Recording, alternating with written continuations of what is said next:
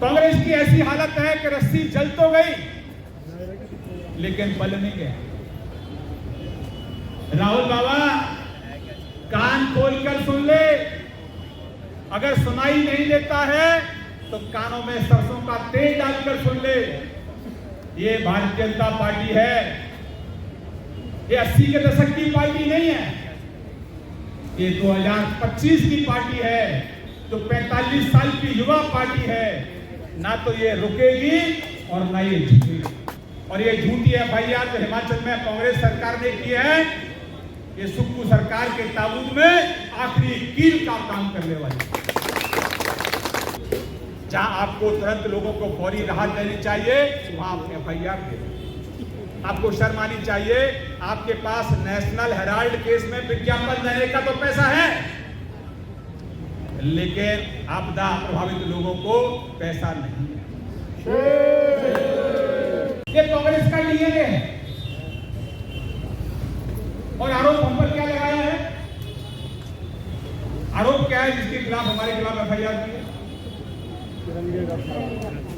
कि भाजपा के कार्यकर्ताओं ने तिरंगे का अपमान किया। जो आपदा से पीड़ित है, प्रभावित है, वो तिरंगे का अपमान। अरे बेईमान कांग्रेसियों, ये भारतीय जनता पार्टी के कार्यकर्ता तिरंगे का कभी अपमान नहीं कर सकते। मुख्यमंत्री जी, इस देश की सेना का, इस देश का अपमान तो राहुल गांधी ने किया है, जिन्होंने झूठा बयान देकर कहा कि चीन ने हमारी 2000 किलोमीटर सीमा पर कब्जा कर लिया। और इसका करारा जवाब मैं कहूं कि राहुल गांधी के मुंह पर करारा तमाचा इस देश की सबसे बड़ी अदालत ने। और कहा कि आपको देशवासी अगर है तो इस तरह के झूठे बयानों से आपको बचना है। सुक्खू जी, ये भाजपा का कार्यकर्ता कभी तिरंगे का अपमान नहीं कर सकता। तिरंगे का अपमान, देश की सीमाओं पर प्रहरी के रूप में लगातार देश की सेवा करने वाली सेना का अपमान, देश के संवैधानिक संस्थाओं का अपमान एक कांग्रेस की परंपरा रही। और इसी के कारण आप देखें अदालतों में झूठे बयान देकर राहुल गांधी लगातार या तो अदालतों में सरेंडर कर रहे हैं, या जमानत पर भाग, या सुप्रीम कोर्ट की फटकार पर। अप्रत्यक्ष रूप से ऐसे लोगों का समर्थन करती है जो देश में गद्दारी करते हैं। उन आतंकवादियों को पाकिस्तान की नाक के नीचे 200 से 300 किलोमीटर अंदर घर में घुस के मारने का काम मोदी ने।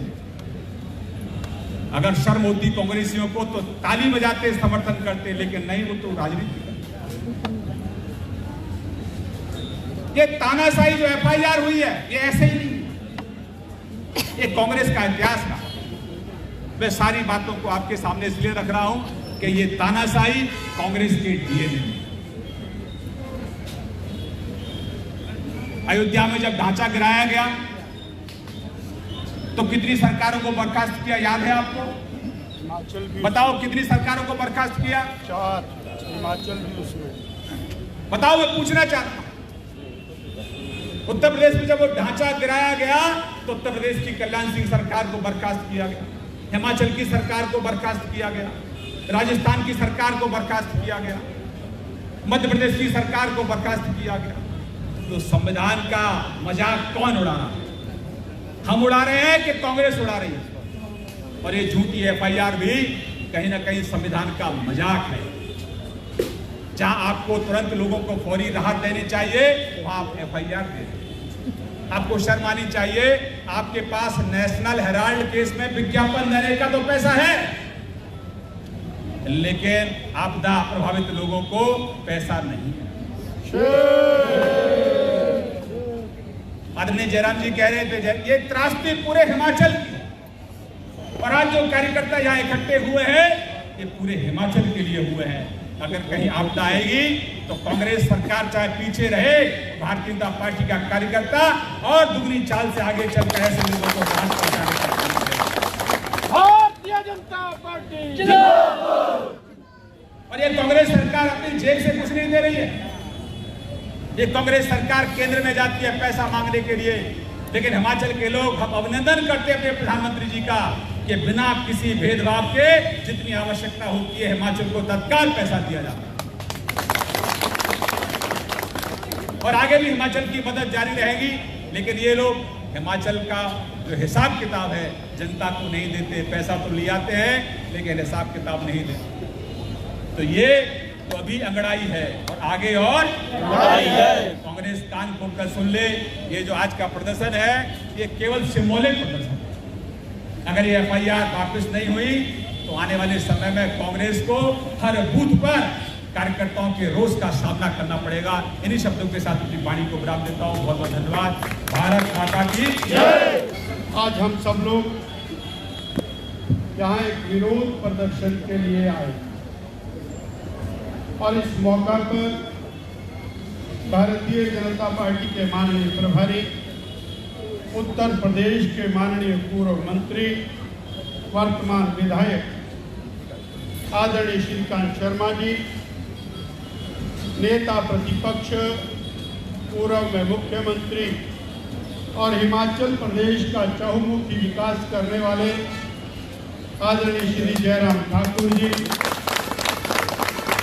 आदरणीय बड़े भाई पूर्व मंत्री वर्तमान विधायक श्री अनिल शर्मा जी, हमारी पार्टी के वरिष्ठ नेता नाचन के माननीय विधायक श्री विनोद कुमार जी, आदरणीय विधायक श्री इंदर सिंह गांधी जी, आदरणीय विधायक श्री दिलीप जी, प्रदेश भारतीय जनता पार्टी की उपाध्यक्षा बहन पायल वैद्य जी, मंडी के माननीय जिलाध्यक्ष निहाल जी, सुंदरनगर के माननीय जिलाध्यक्ष आदरणीय हीरालाल जी, प्रदेश के जिला के सभी क्षेत्र के सभी उपस्थित आदर के योग्य कार्यकर्ता साथियों, भाइयों बहन,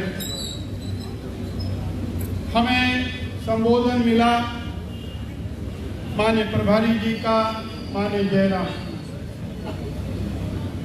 मुझे तो हैरानी इस बात की है कि जहां पर कोई कष्ट होता है तो सारा समाज, सारी दुनिया वह मरहम लगाने का काम करती है।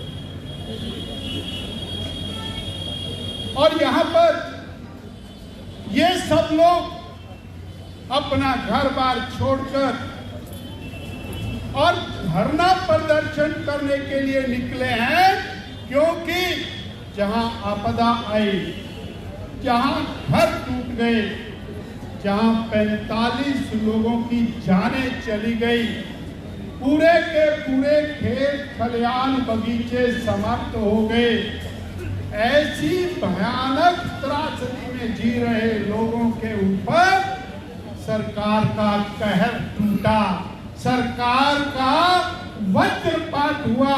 जहां भगवान की ओर से त्रासदी आई, वहां सुप्पू सरकार ने उस त्रासदी के ऊपर एक और जख्म हमारे प्रदेशवासियों को, हमारे मंडी वासियों को, हमारे सराज वासियों को झूठे मुकदमे बनाकर।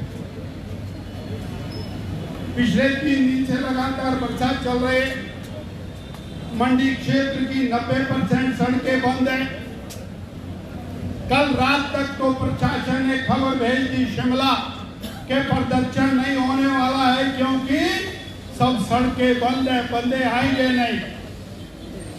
परंतु ये सिंबॉलिक ही सही भारतीय जनता पार्टी की चेतावनी है सरकार को।